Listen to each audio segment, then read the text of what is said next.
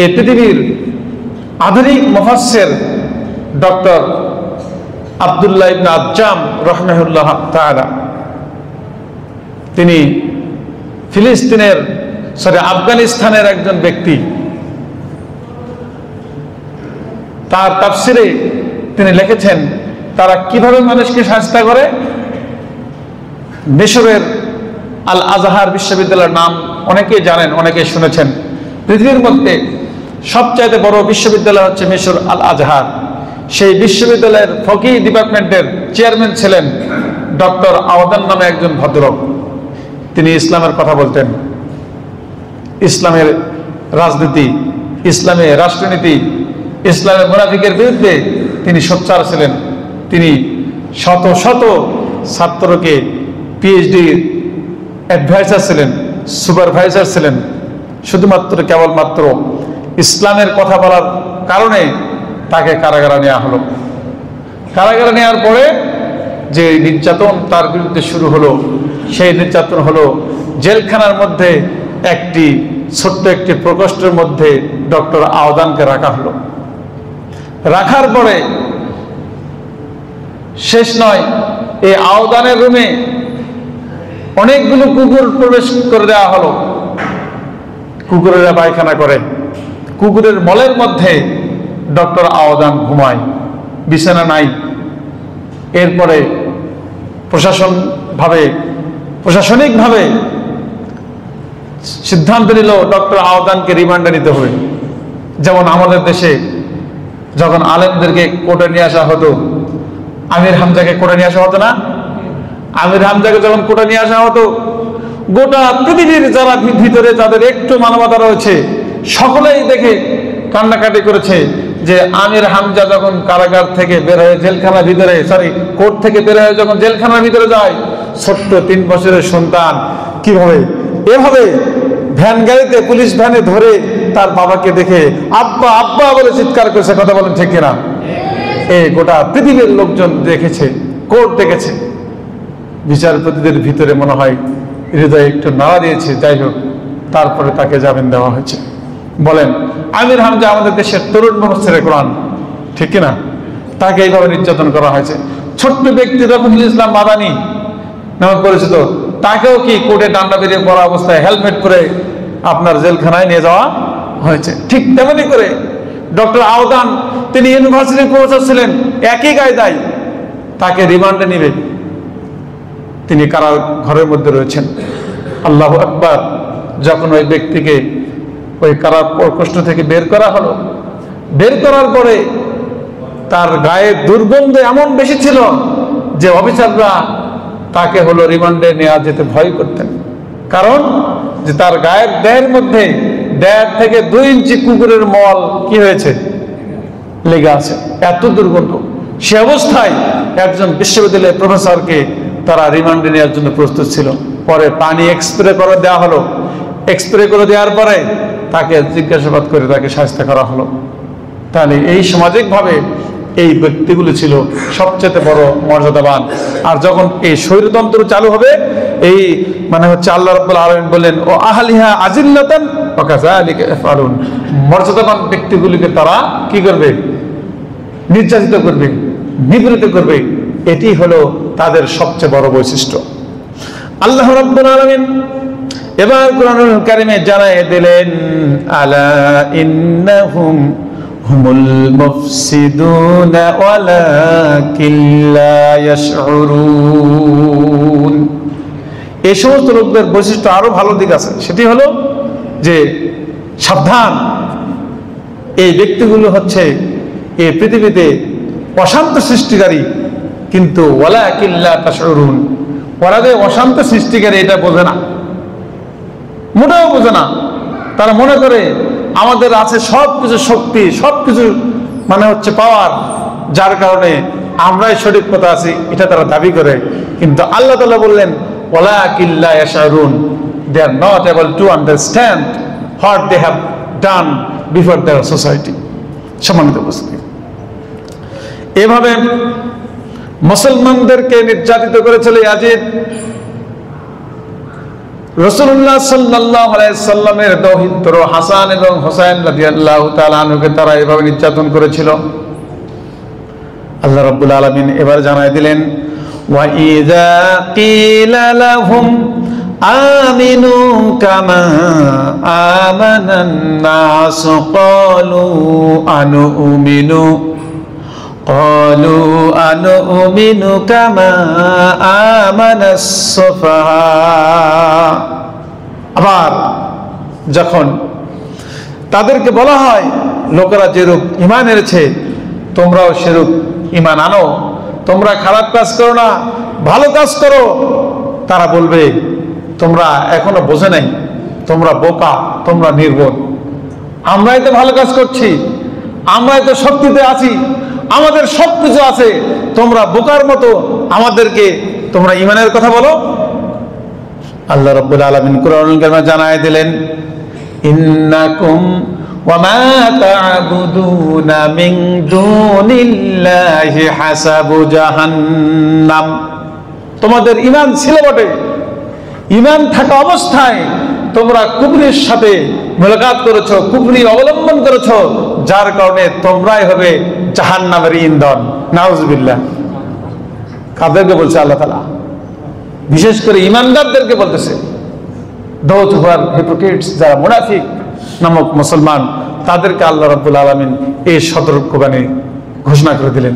সুতরাং তোমরা ফাসাদ সৃষ্টি করো না, তোমরা মানুষদেরকে খারাপ ভেবো না, মানুষকে ভালো কাজের কথা বলো, মানুষকে সুন্দর কথা বলো, মানুষকে উপদেশ দাও, তাহলে দেখবে তোমরা সামাজিকভাবে ভালো মানুষ হবে, আল্লাহর কাছেও ভালো মানুষ হবে। তুমি যদি মানুষকে ক্ষমা করতে পারো আল্লাহ খুশি হবে, ঠিক কিনা? আর তুমি যদি মানুষকে ক্ষমা না করতে পারো শয়তান খুশি হবে। তাহলে এখন আপনি বলুন যে আপনি যদি ক্ষমা করেন আপনি উত্তম হবেন, আর ক্ষমা যদি না করেন তাহলে শয়তান খুশি হবে। আপনি কোন পথ বেছে নেবেন? কোন পথ? কি বোঝেন কিনা কি জানি না আমি। ক্ষমার পথ বেছে নিতে হবে, ঠিক কিনা? ক্ষমার পথ বেছে নিতে হবে। ক্ষমার পথ যদি আপনি বেছে নেবেন, আমি ক্ষমার পথের একটু দৃষ্টান্ত আপনাদেরকে আমি দেই। বিশ্বনবী সাল্লাল্লাহু আলাইহি সাল্লাম যখন মদিনায় ইসলাম প্রচার করলেন, ইসলাম প্রচার করা চালু হয়ে গেল। মদিনায় যখন ইসলাম চালু হলো, বিশ্বনবী সাল্লাল্লাহু আলাইহি সাল্লাম 630 খ্রিস্টাব্দে তিনি চিন্তা করলেন, আমি আমার প্রিয় ভূমি মক্কা থেকে চলে এসেছি, কিন্তু আমার প্রিয় ভূমি মক্কায় আমি যেতে চাই। বিশ্বনবী সাল্লাল্লাহু আলাইহি সাল্লামের চূড়ান্ত সিদ্ধান্ত, মক্কায় তিনি যাবেন, তার বাসায় উঠবেন, তিনি ইসলামের কথা বলবেন, কাবা শরীফের ইমাম হবেন। এ কথা তিনি সাহাবীদের নিয়ে পরামর্শ করলেন 630 খ্রিস্টাব্দে। বিশ্বনবী সাল্লাল্লাহু আলাইহি সাল্লাম ডিক্লার দিলেন যে আমি মক্কায় যাচ্ছি। এর মাঝে নবী মুহাম্মদ সাল্লাল্লাহু আলাইহি সাল্লামের প্রচার প্রসার এত সুন্দরভাবে গোটা পৃথিবীতে তৎকালীন নড়াচড়া করে দিল, সমস্ত কাফেররা তখন কণ্ঠাসা হয়ে গেছে, তাদের ব্যবসা বাণিজ্যও লাটে উঠে গেছে। কিন্তু মক্কা শরীফের কয়েকটি গোত্র, প্রভাবশালী গোত্র, আজকে দেখুন না যে এখন বর্তমান টেন্ডার, চাঁদাবাজি, বালু, টিসিবি যা কিছু আছে, গত সপ্তাহে তারা কিন্তু সম্পূর্ণ পদত্যাগ করে ইস্তফা দিয়ে এসেছে। এখন প্রশাসন যাকে দিবে সে টিসিবির ডিলার পাবে, বালু তুলবে, খাস জমি চাষ করবে। বর্তমান সরকার যারা ছিল, আগেকার সরকার, এরা আর কেউ পাবে না। এটা হলো বাংলাদেশের বর্তমান কথা বলছি। তৎকালীন সময় একই অবস্থা। রাসূল সাল্লাল্লাহু আলাইহি ওয়াসাল্লাম যখন মদিনাতে গেলেন, ইসলাম প্রচার করা শুরু করতে করতে ইসলামের আদর্শ যখন গোটা পৃথিবীতে ছড়ায় পড়লো, তখন কাফের বেঈমানরা আস্তে আস্তে লেজ গুটিয়ে কি হয় তারা ইসলাম গ্রহণ করা শুরু করলো, নতুবা তারা কি দেশ থেকে পলাতক। যেমন আমাদের নেতারা রাতের আধারে, এই যে আই সেদিন ছাত্রলীগের জেলা সভাপতি ধরা পড়ছে, জানেন কি আপনারা? হ্যাঁ, পত্রিকায়, নয়া দিগন্ত, বিভিন্ন পত্র পত্রিকায় আমি পড়ে দেখলাম, নওগাঁ জেলা ছাত্রলীগ এই আই বর্ডারের উপর দিয়ে আপনাদের এই যারা মেহমানদারি করেছে তাদের সহযোগিতায় ওনারা যেতে চেয়েছিল, ভোরে সাপাহার থানা প্রশাসন ওই ব্যক্তিকে গ্রেফতার করেছে। এভাবে করে কানাইঘাট, সিলেট, এভাবে করে দেশের বিভিন্ন প্রান্তের দিক থেকে তারা পলানোর সুযোগ করেছে বা যাচ্ছে। তৎকালীন সময়ে মক্কার সেই কাফেররা যারা ইসলামের বিরুদ্ধে হাগরম বাগরম করত, রাসূলের সিমটম দেখে মনে করছে আমাদের আর থাকা যাবে না, হয় দেশ থেকে পালাতে হবে, না কি ইসলাম গ্রহণ করতে হবে, ঠিক না? বর্তমান আমাদের সময় এসেছে, এরকম হচ্ছে তো নাকি, তাই নাকি? এরপরে গতকাল রাষ্ট্র একটা মেসেজ দিয়েছে, আপনার হচ্ছে ডক্টর ইউনূস এবং তার উপদেষ্টা, যে যতদিন না বিচার হয়েছে ততদিন পর্যন্ত বাংলাদেশের হচ্ছে আপনার রাজনৈতিক সমস্ত কার্যকলাপ আওয়ামী লীগ করতে পারবে না। এটা হলো কি রাষ্ট্রীয় মেসেজ, পত্র পত্রিকায় সব জায়গাতে এসেছে। ঠিক তেমনি টিভিতে ব্রেকিং নিউজ দেখাচ্ছে, এটা উপদেষ্টাদের সিদ্ধান্ত। তার মানে তারা কখনো কি আর গলাবাজি, চাঁদাবাজি, হাগরম বাগরম তাগরম এগুলো করার কোনো কি নাই। They have no chance to do any kinds of work before their society. তারা তাদের কোনো কথা, কোনো কার্যক্রম সমাজে চালাতে পারবে না। যদি আন্ডারগ্রাউন্ডে চালায়, that is the different subject. কি বলেন? রাতে যদি কেউ কাউকে মারে, ওটাকে আর কেউ বিচার করতে পারবে? তবে পারবে যদি তার টার্গেট থাকে। যাই হোক, ঠিক তেমনি করে এইভাবেই তার মক্কার কাফেররা সিদ্ধান্ত নিল, কয়েকজন গোত্র মিলে চূড়ান্ত সিদ্ধান্ত নিল। রাসূল সাল্লাল্লাহু আলাইহি ওয়াসাল্লাম যখন ডিক্লার দিল আমি মক্কায় যাব, আমার দেশে যাব, যেতেই হবে, তখন কাফেররা খামোশ। কিন্তু চারটি গোত্র, কয়টি গোত্র? চারটি গোত্র। একটি হলো সাকিব গোত্র, হাওয়াজিন গোত্র, বনু সাদ এবং বনু জাসম। এই চারটি গোত্র চিন্তা করলো আমরাই হচ্ছে মক্কা শরীফের মধ্যে সবচাইতে বড় সম্মানিত বংশধর। মুহাম্মদ যদি আমাদের এই মক্কায় প্রবেশ করে তাহলে আমাদের সমস্ত প্রকার সম্মান, প্রভাব, আধিপত্য সব তো শেষ হয়ে যাবে। ডু অর ডাই, মুহাম্মদকে আমাদের মক্কায় কাবা ঘরের মধ্যে প্রবেশ করতে দেব না। তখন তারা চূড়ান্ত সিদ্ধান্ত নিল আমরা যুদ্ধ করবই। এরপরে রাসূল সাল্লাল্লাহু আলাইহি ওয়াসাল্লাম বললেন আমার দেশের লোকজনদের সঙ্গে আমি যুদ্ধ করব না, ওদেরকে মেসেজ পাঠাও আমার দেশে আমি যেতে চাই, আমি যাব, কিন্তু আমার ভাইদের সঙ্গে আমি যুদ্ধ করতে রাজি নই। কিন্তু টিসিবির তেল যারা মেরে খায়, চাল যারা মেরে খায়, বালুর টাকা যারা ভিতরে ঢুকে, ওই জাতা টাকা, এটা কি সহ্য হয়? তখন তারা বলছে না, মুহাম্মদকে দেশে যদি ঢুকতে দেওয়া হয় আমাদের খেজুরের ব্যবসা, ও ব্যবসা, এ ব্যবসা, যা ব্যবসা, সব ব্যবসা লাটে যাবে, আমরা মুহাম্মদকে ঢুকতে দিব না। সম্মানিত উপস্থিতি, এরপরে মুহাম্মদ রাসূলুল্লাহ সাল্লাল্লাহু আলাইহি ওয়াসাল্লামের সঙ্গে যুদ্ধ শুরু হয়ে গেল। যুদ্ধ বেঁধে গেল। যুদ্ধ যখন বেঁধে গেল, নবী মুহাম্মদ রাসূলুল্লাহ সাল্লাল্লাহু আলাইহি সাল্লাম এই যুদ্ধে তিনি বিজয় লাভ করলেন। আল্লাহু আকবার বলুন। বিজয় লাভ করলেন মুহাম্মদ রাসূলুল্লাহ সাল্লাল্লাহু আলাইহি সাল্লাম। এরপর রাসূলুল্লাহ সাল্লাল্লাহু আলাইহি সাল্লাম বিজয় লাভ করার পরে ৬,০০০ মক্কার ওই সমস্ত কাফের বেঈমানদেরকে তিনি গ্রেফতার করলেন। কয় হাজার? ৬,০০০ কাফের বেঈমানদেরকে গ্রেফতার করলেন। গ্রেফতার করার পর নবী মুহাম্মদ সাল্লাল্লাহু আলাইহি সাল্লাম মিটিং ডাকলেন। সেই মিটিংয়ে চিন্তা করলেন, সিদ্ধান্ত নিলেন এতগুলো লোক যে গ্রেফতার করলাম, তখন তো জেলখানা ছিল না, তাদেরকে কোথায় রাখবে? হয় তাদেরকে হত্যা করতে হবে, নতুবা তাদেরকে নির্বাসিত করতে হবে বিভিন্ন দূরে দূরে।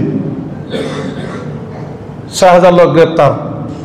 এই সময় ৬,০০০ লোকের মধ্যে একজন বৃদ্ধা মহিলা রাসূলুল্লাহ সাল্লাল্লাহু আলাইহি সাল্লামের সাহাবীদেরকে বললেন যে আমি তোমাদের নেতা মুহাম্মদ রাসূলুল্লাহ সাল্লাল্লাহু আলাইহি সাল্লাম, তার সঙ্গে আমি দেখা করতে চাই। সাহাবীরা বললেন না, সুযোগ নাই। আর সেই বৃদ্ধার বয়স ৬০ ঊর্ধ্ব। বারবার সাহাবীদেরকে বলছেন আমি দেখা করব। সাহাবীরা বললেন না, দেখা করার সুযোগ নাই। এরপর নাসরবান্দি তিনি পরিষ্কার ভাবেই বললেন এভাবে যে আমি দেখা করব, তোমাদের নবীকে বলো তোমার বোন তোমার সঙ্গে সাক্ষাৎ করবে। আল্লাহু আকবার। এরকম দৃঢ়চেতা মহিলা যদি বৃদ্ধ মহিলা বলে সাহাবীকে যে তোমার বোন তোমার নবীর সঙ্গে দেখা করবে, সাহাবীর মধ্যে খটকা আসবে কিনা, চিন্তা চেতনা ফিরবে কিনা? এবার রাসূলুল্লাহ সাল্লাল্লাহু আলাইহি সাল্লামের কাছে পৌঁছে দেওয়া হলো যে হুজুর, গ্রেপ্তারকৃতদের মধ্যে একজন বৃদ্ধ বয়স্ক মহিলা পরিষ্কার করে বলছে, চিৎকার করছে আর চেঁচামেচি করছে যে তোমাদের নেতা মুহাম্মদ সাল্লাল্লাহু আলাইহি সাল্লামের সঙ্গে আমি দেখা করব। আমরা তো অনুমতি দেই নাই। সর্বশেষ ওই মহিলা চিৎকার করে বলল, তোমাদের নেতা মুহাম্মদ সাল্লাল্লাহু আলাইহি সাল্লামকে বলে দাও তোমার বোন তোমার সঙ্গে সাক্ষাৎ করবে। বলুন তো বিষয়টি কেমন হয়ে দাঁড়ালো? এবার নবী মুহাম্মদ সাল্লাল্লাহু আলাইহি সাল্লাম সাহাবীদেরকে বলল, পাঠাও, ওই মেয়েকে পাঠাও। মেয়েটিকে যখন আল্লাহ রাসূলের সামনে পাঠানো হলো, পাঠার পরে আল্লাহ রাসূল ওই মেয়েকে দেখে চিনতে পারেন নাই। এবার বিশ্বনবী সাল্লাল্লাহু আলাইহি সাল্লাম চিন্তা করছেন, তাহলে কে আমার বোন? ওই বৃদ্ধা মহিলাটি আল্লাহ রাসূলকে বললেন, হে আল্লাহর নবী, আব্দুল্লাহ বেটা মুহাম্মদ, আপনার কি মনে পড়ে যখন আপনি ছোট ছিলেন, আপনার যখন জ্ঞান ছিল না, তখন আমি আপনাকে কোলে নিয়েছি, কাঁধে নিয়েছি, খেলছি, খেলার ফলে তুমি যখন আমাকে একটা কামড় দিয়েছিলে ঘাড়ে, সেই কামড়ের দাগটি আমার ঘাড়ের মধ্যে এখনো রয়েছে। আমি হলো হালিমাতুস সাদিয়ার মেয়ে সাইমা। সুবহানাল্লাহ বলবেন না? এবার বিশ্বনবী সাল্লাল্লাহু আলাইহি সাল্লাম সাইমার বিবরণ শুনে চিনতে পারলেন। চেনার সঙ্গে সঙ্গে আল্লাহ রাসূল সাল্লাল্লাহু আলাইহি সাল্লামের একটি চাদর ছিল, চাদরখানা, সাইমা তখনও মুসলমান হন নাই। সাইমা রাদিয়াল্লাহু তাআলা আনহাকে চাদরখানা বিছিয়ে দিলেন। আর সাহাবীরা দেখতেছে দূর থেকে, কি ব্যাপার, গ্রেপ্তারকৃত মহিলা। সেই মহিলাকে বসার জন্য প্রিয় নবী মুহাম্মদ রাসূলুল্লাহ সাল্লাল্লাহু আলাইহি সাল্লাম চাদর বিছিয়ে দিচ্ছেন। ঘটনাটা কি বলেন তো? একজন আসামিকে যদি একজন দেশের রাষ্ট্রপ্রধান যদি চাদর দিয়ে দেয়, তাহলে তার সেনাবাহিনীর মধ্যে কি কানাঘুষাঘুষি হবে কিনা? শুরু হয়ে গেল কানাকানি। সাইমা কথা বলছে, রাসূল কথা বলছে, রাসূলের চোখ ঝরে পানি পড়ছে, সাইমার চোখ ঝরে পানি পড়ছে। এরপরে আল্লাহ রাসূল সাল্লাল্লাহু আলাইহি সাল্লাম সাহাবীদেরকে বললেন, আসো এদিকে। আসার পরে এই লোকটিকে তোমরা নিয়ে যাও, এই লোকটিকে মুক্ত করে দিলাম। লোকটিকে যখন মুক্ত করে দেওয়া হলো, সঙ্গে সঙ্গে সে বৃদ্ধ মানুষ, তার সেবার জন্য একজন দাসী দেওয়া হলো এবং খাবার জন্য যত প্রকার সর্বোত্তম মানের খাবার, সম্পূর্ণ খাবার আপনার হচ্ছে সাইমা রাদিয়াল্লাহু তাআলা আনহাকে দেওয়া হলো। যখন সাহাবীরা এই দৃশ্য দেখলেন, they become perplexing the scenery at that time, তারা হতভম্ব হয়ে গেল। মুহাম্মদ সাল্লাল্লাহু আলাইহি সাল্লাম কি করছে? এরপরে তাবুতে ৬,০০০ কাফের মুশরিক ছিল, সম্পূর্ণ কাফের মুশরিক। আপনার সাইমা রাদিয়াল্লাহু তাআলা আনহাকে যখন মুক্ত করে দিল, সকলে চিন্তা করলো, আব্দুল্লাহর বেটা মোহাম্মদ যে বন্দীকে ফাঁসি দেওয়ার কথা, নির্বাসিত করার কথা, সেই বন্দিনীকে যখন সে কি করলো, রিলিজ দিল। সুতরাং আমরা যদি যাই তাকে বুঝাতে পারি, আশা করা যায় আমাদেরকে যে সে ফাঁসি দিবে না, বরং আমাদেরকে ক্ষমা করতে পারে। সুতরাং সেটা দয়াবান, আমরা একটু তাকে গিয়ে বলি। মক্কার কাফেররা তখন তারা সেই কাফেরদের মধ্যে বনু সাদ গোত্রের এক সর্দার আবু বুরকান জুহাইর বিন মুরাদ এর নেতৃত্বে 14 সদস্যের দল, তারা চলে গেলেন আল্লাহ রাসূলুল্লাহ সাল্লাল্লাহু আলাইহি সাল্লামের কাছে। একজন বৃদ্ধ ছিল আবু বুরকান, তিনি সেখানে চলে গেলেন। যাওয়ার পরে আল্লাহ রাসূলুল্লাহ সাল্লাল্লাহু আলাইহি সাল্লাম বললেন যে, হুজুর, আপনি এটা আব্দুল্লাহ বেটা মুহাম্মদ, আপনার দিন সত্য, আপনার কোরআন সত্য, শুধু কেবলমাত্র একমাত্র পেশির শক্তির কারণে আমরা কোরআনকে প্রতিষ্ঠিত করতে দেই নাই। এটি হলো আমাদের অপরাধ। তুমি তো রাহমাতুল লিল আলামিন, তুমি তো দয়াশীল, তুমি মানুষকে ক্ষমা করতে জানো। আমরা অপরাধী, এটা আমরা জানি, কিন্তু আমরা আপনারই তো প্রতিবেশী ভাই, আপনার সঙ্গে আমরা মক্কার মরুচরে বালুতে খেলাধুলা করেছি।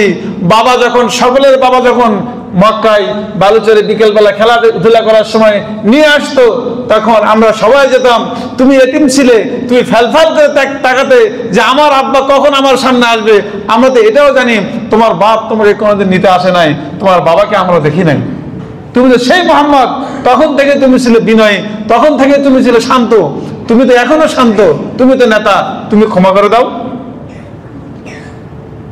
এবার বিশ্বনবী সাল্লাল্লাহু আলাইহি সাল্লাম মক্কার সমস্ত প্রকার কাফের যতগুলো আছে সবগুলো গ্রেফতার প্রায় নেতারা, সব নেতাদের কথা শুনলেন। শোনার পরে আল্লাহ রাসূল সাল্লাল্লাহু আলাইহি সাল্লাম সিদ্ধান্ত নিলেন, যাও মক্কায়, আমরা সবাইকে ক্ষমা করে দিলাম। বলুন তো, যে লোকগুলো ফাঁসি হওয়ার কথা, যে লোকগুলো জেলে যাওয়ার কথা, সম্পূর্ণ লোকগুলোকে আল্লাহ রাসূল সাল্লাল্লাহু আলাইহি সাল্লাম রাহমাতুল লিল আলামিন দয়ার নবী ক্ষমা করে দিলেন। সুবহানাল্লাহ, ক্ষমা করে দিলেন। ক্ষমা করে দেওয়ার পরে কি হলো? আল্লাহ রাসূলকে তারা দাওয়াত দিল, হুজুর আপনি আপনার বাড়িতে যাবেন, আপনি আপনার মক্কায় যাবেন, আপনার মক্কা শরীফে আপনি যাবেন, ইবাদত করবেন, বন্দী করবেন, আমরা আপনাকে এমনি এমনি নিয়ে যাব না। মক্কায় তারা ঘোষণা করে দিল। ঘোষণা করার পরে বিশ্বনবী মুহাম্মদ রাসূলুল্লাহ সাল্লাল্লাহু আলাইহি সাল্লামের জন্য বড় মঞ্চ তৈরি করলো, স্টেজ তৈরি করলো। এরপর মুহাম্মদ সাল্লাল্লাহু আলাইহি সাল্লামকে তারা সম্বর্ধনা দিল যে প্রকৃতপক্ষে দয়ার নবী হচ্ছে প্রিয় নবী মুহাম্মদ রাসূলুল্লাহ সাল্লাল্লাহু আলাইহি সাল্লাম। আল্লাহ রাব্বুল আলামিন কোরআনুল কারীমে পরিষ্কার করে একটি মেসেজ দিলেন, ওয়াসবির আলা মা ইয়াকুলুনা ওয়াহযুরহুম হাজরাম জামিলা। ঠিক না বলো? ধৈর্য এবং ক্ষমা হচ্ছে সবচাইতে মহৎ এবং উত্তম গুণের অধিকারী। সম্মানিত ভাইরা, আজও বাংলাদেশের একজন Islamic scholar doctor Shafiqur Rahman তিনি স্পষ্টতই বলেছেন, সাইদি হুজুরকে ফাঁসি দেওয়া হলো, হত্যা করা হলো, নেজামীকে ফাঁসি দেওয়া হলো, আমাদের দায়িত্বশীলদেরকে তারা ফাঁসি দিয়েছে, তাদের জন্য আমরা বিচার করব না, আমরা ক্ষমা করে দিলাম। তাকে প্রশ্ন করলো, আপনি ক্ষমা করে দিলেন? ক্ষমা এই জন্য করে দিলাম, রাজনীতি করতে গেলে রাজার মতো মন থাকা দরকার, ঠিক কিনা? তবে হ্যাঁ, যে সমস্ত পরিবার বিচার চাইবে তাদের সুষ্ঠু বিচার করার জন্য আমরা সার্বিক সহযোগিতা করব। এইটা নিয়ে এখন ফেসবুকে তোলপাড় শুরু হয়ে গেছে যে ক্ষমা করার দায়িত্ব তাকে দেওয়া হয়েছে নাকি? আচ্ছা, ক্ষমা করবেন না তো আমাদেরই তো ভাই, তাকে মেরে ঘাত প্রতিঘাত সৃষ্টি করাটা কি নবীর সুন্নত না জাহেলিয়াতের সুন্নত? এটা জাহেলিয়াতের কারবার। সুতরাং ক্ষমা করে দিলে তো সেই ভাইটা ঠান্ডা থাকবে, সে তার প্রতিশোধ নিবে না। আর জাহেলিয়াতের কারবার ছিল, ওয়াক মারবে, ওই আবার বলে যাবে যে আমাকে মেরে গেল, আমি যদি মারা যায় বেটা তুই প্রতিশোধ নিবি, বেটা প্রতিশোধ নিবে, আবার আমার বেটা তার প্রতিশোধ নেবে। এইভাবে করতে করতে গোটা পৃথিবীতে কি হবে? মারামারি, কাটাকাটি, দ্বন্দ্ব শুরু হবে। অতএব দ্বন্দ্বে না যায় ক্ষমার দৃষ্টিতে দেখার দরকার, এবং যারা সুনির্দিষ্ট অপরাধী তাদেরকে চূড়ান্ত শাস্তি দেওয়ার দরকার, ঠিক কিনা? রাসূলুল্লাহ সাল্লাল্লাহু আলাইহি সাল্লাম কখনো কখনো কাফেরদেরকে শাস্তি দিয়েছেন, এটা রাসূলের নীতি। সুতরাং যারা অপরাধী তাদেরকে শাস্তি দিতেই হবে। সম্মানিত ভাইরা, এই জন্য ক্ষমা করা, ইংলিশে একটা কথা আছে না, ফরগিভেন ইজ ডিভাইন, আছে না নাই? ক্ষমা হলো কি স্বর্গীয় মহৎ গুণ। সুতরাং এটা কখনোই খারাপ হতে পারে না। কিন্তু আল্লাহ রাব্বুল আলামিন এবারে দেখুন কোরআনুল কারীমে কি বললেন, ওয়াইবাদুর রাহমানিল্লাযীনা ইয়ামশুনা আলাল আরদি হাওনাও ওয়া ইযা খাতাবাহুমুল জাহিলুনা ক্বালু সালামা। আয়াতগুলো মিল আছে না? সম্পূর্ণ সেটিং আছে যে রহমানের বান্দা যারা হবে তারা হাগরুম বাগরুম করবে না, তারা বিনয়ী হবে, তারা কি করবে? মূর্খ লোকদের সঙ্গে ঝগড়া করবে না, বরং তাদেরকে বলে ক্বালু সালামা, তোমার প্রতি সালাম, তোমার প্রতি শান্তি বর্ষিত হোক। সম্মানিত ভাইরা, এই জন্য আমি আজকে রাসূল সাল্লাল্লাহু আলাইহি ওয়াসাল্লামের যেহেতু জন্মের দিবস চলছে, সুতরাং রাসূল থেকে শিক্ষা নিতে হলো মানুষকে ভালোবাসুন, মানুষকে ক্ষমার দৃষ্টিতে দেখুন, বলুন আমার ভুল হয়েছে, ছোট হন, আল্লাহ আপনাকে বড় করে দিবে, ঠিক কিনা বলুন? আপনি ছোট হতে শেখেন। কবি একটা কথা বলছে না, বড় লোকে যারা বড় বলে সেই বড় হয়, নিজে যারা বড় মনে করে কি সেই ছোট হয়। সুতরাং আমরা ধৈর্যের নীতি অবলম্বন করি, ক্ষমার নীতি অবলম্বন করি। আল্লাহ রাব্বুল আলামিন আমাদের পরিবারকে, রাষ্ট্রকে ইনশাআল্লাহ সম্মানিত করবেন। ওমা তৌফিক